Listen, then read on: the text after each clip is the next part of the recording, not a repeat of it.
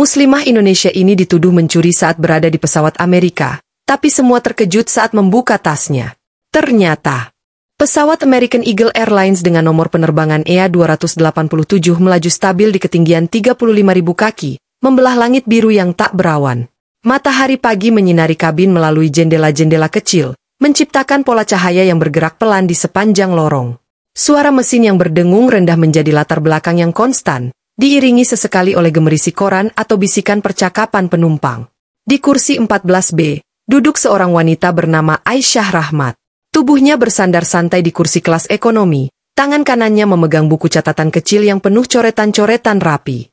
Wajahnya yang teduh terlihat tenang, meskipun sebenarnya pikirannya sedang sibuk memikirkan presentasi penting yang harus dia sampaikan begitu mendarat di Los Angeles.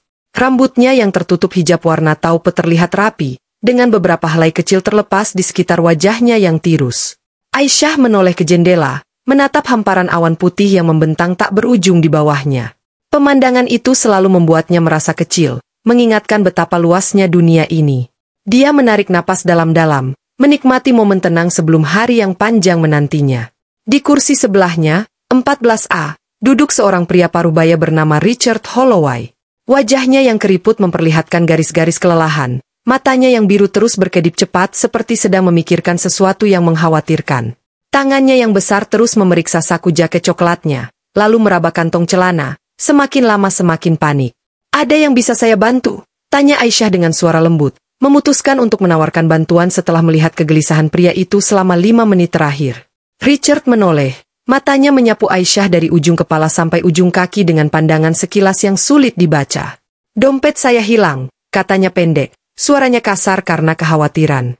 "Saya yakin tadi masih ada di saku jaket saya sebelum naik pesawat." Aisyah mengangguk mengerti. "Mungkin terjatuh di sekitar kursi. Mari kita cari bersama." Dia sudah membungkuk untuk memeriksa lantai di sekitar mereka ketika tiba-tiba seorang pramugari berambut pirang dengan nama tag Lisa berhenti di lorong mereka. "Ada masalah, Pak?" tanya Lisa dengan senyum profesional, tapi matanya sudah mulai waspada melihat ekspresi Richard yang tegang. Richard langsung menuding tanpa berpikir. "Dompet saya hilang. Isinya kartu kredit, identitas, dan uang tunai yang cukup banyak. Dan saya tidak melihat siapa-siapa di sekitar saya selain." Matanya kembali menatap Aisyah, kali ini lebih lama, dengan kecurigaan yang mulai mengkristal. Lisa mengikuti arah pandang Richard. Senyumnya perlahan memudar saat dia memandang Aisyah, wanita berhijab yang sekarang membeku dalam posisi setengah membungkuk. Udara di sekitar mereka tiba-tiba terasa lebih berat, lebih panas. Beberapa penumpang di baris belakang mulai memperhatikan, bisikan-bisikan kecil mulai terdengar. Aisyah bisa merasakan tatapan mereka di punggungnya, seperti jarum-jarum kecil yang menusuk.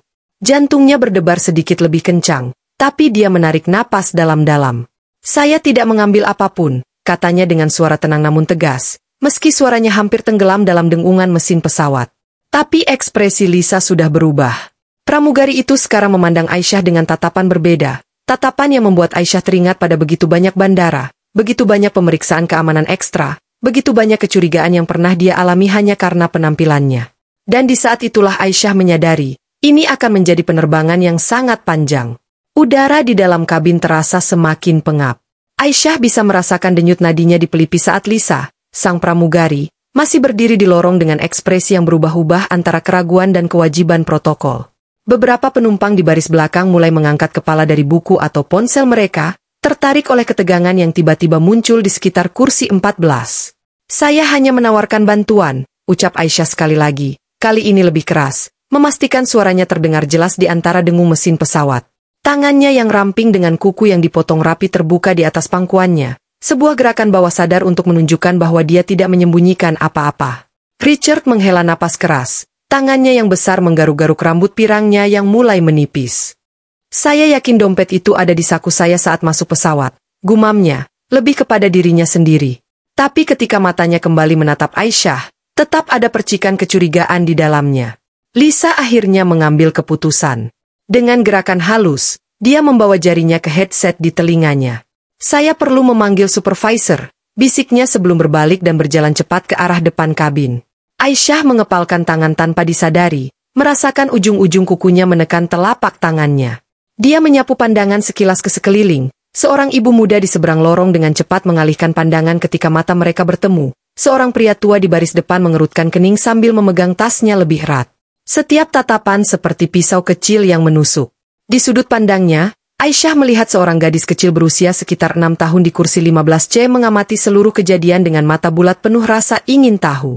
"Mama, kenapa Tante Pramugari marah?" bisik anak itu dengan suara polos yang sayangnya masih cukup keras untuk terdengar. Ibunya dengan cepat menyuruhnya diam dengan gerakan tangan yang gugup. Tak sampai 2 menit kemudian, Lisa kembali dengan seorang pramugara tinggi besar bernama Jack menurut nama tagnya. Wajah Jack berkerut dalam ekspresi serius yang dipelajarinya selama pelatihan menghadapi situasi krisis. "Maaf mengganggu Anda, Nyonya," kata Jack dengan nada formal yang dingin.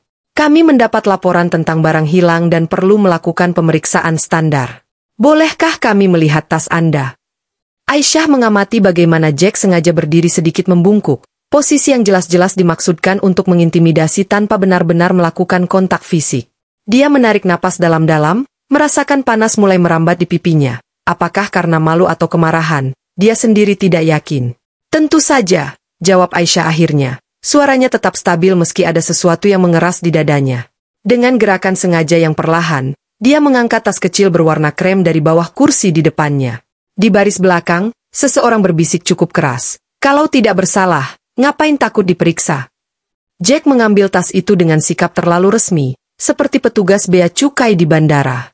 Ketika resleting tas dibuka dengan suara zip yang terdengar nyaring di kabin yang tiba-tiba menjadi hening, Aisyah bisa merasakan puluhan pasang mata menatap ke arah mereka.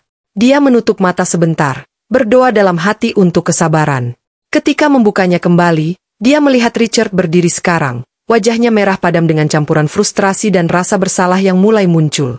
"Sebenarnya, mungkin saya terlalu terburu-buru," Richard mulai mengatakan. Tapi Jack sudah mengeluarkan isi tas Aisyah satu persatu. Dompet kulit sederhana, paspor Indonesia dengan sampul hijau, sebuah planer kecil, beberapa dokumen dalam map plastik, dan... "Tunggu," gumam Jack tiba-tiba. Matanya membesar saat melihat sebuah kartu identitas tertentu yang terjepit di antara dokumen-dokumen itu. Udara di kabin seolah berhenti bergerak. Jack memegang kartu identitas itu dengan ujung jarinya. Matanya menyipit saat mencoba memastikan apa yang baru saja dia baca. Bibirnya yang tebas bergerak pelan mengulangi kata-kata yang tercetak di sana.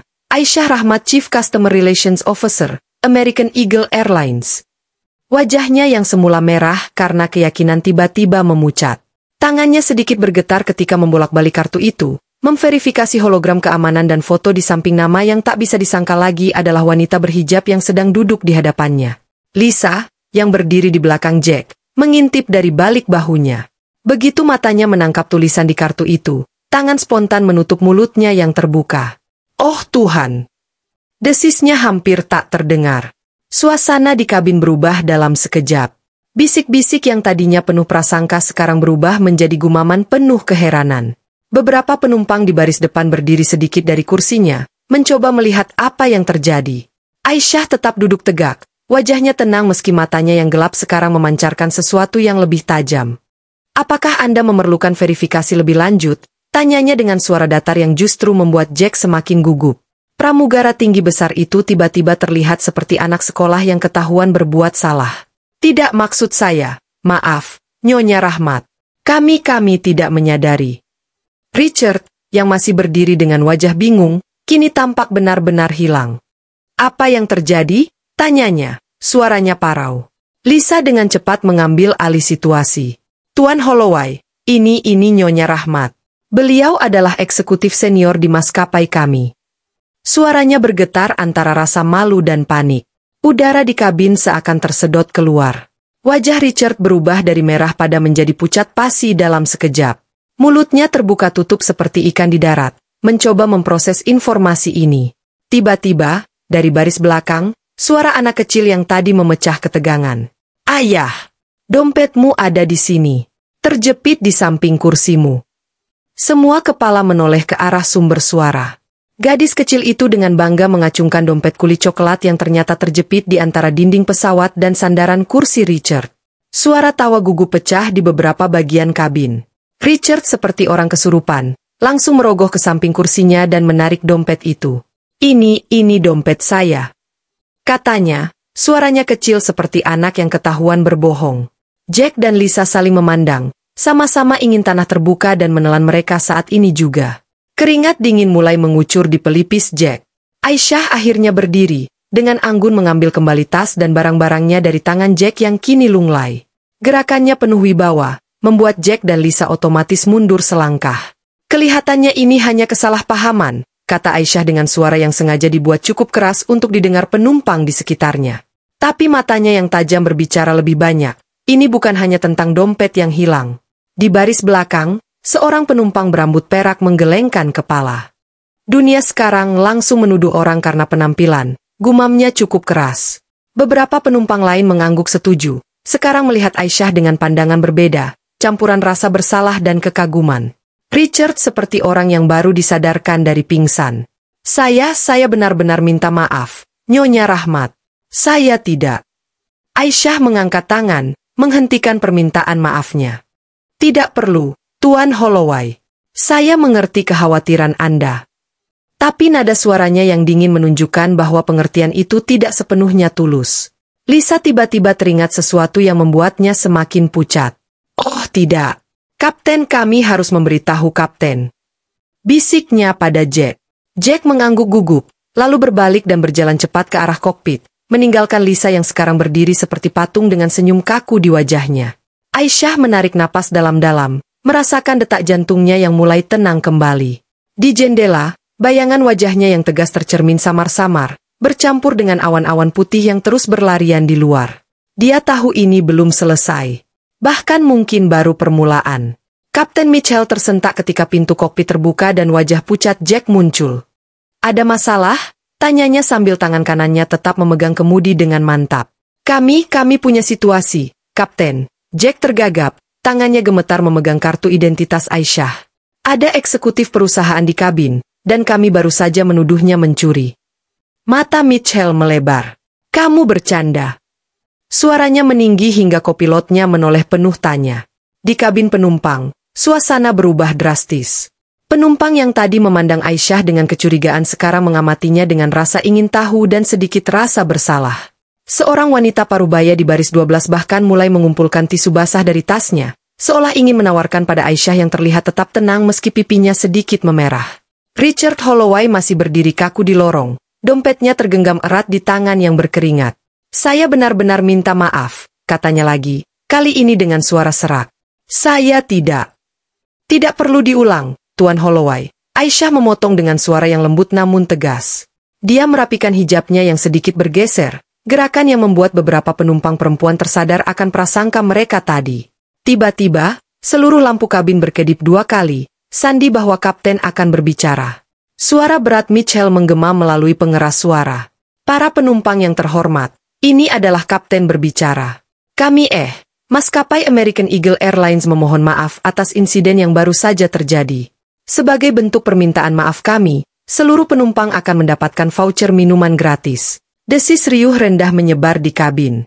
Seorang remaja di baris belakang berseru, "Hore!" Tapi salah siapa minum alkohol di pesawat jam 10 pagi, disambut tawa kecil beberapa penumpang. Lisa yang masih berdiri seperti patung di lorong tiba-tiba bergerak. Dengan tangan gemetar, dia mengambilkan segelas air mineral dan sebungkus kue dari troli, lalu menyerahkannya pada Aisyah.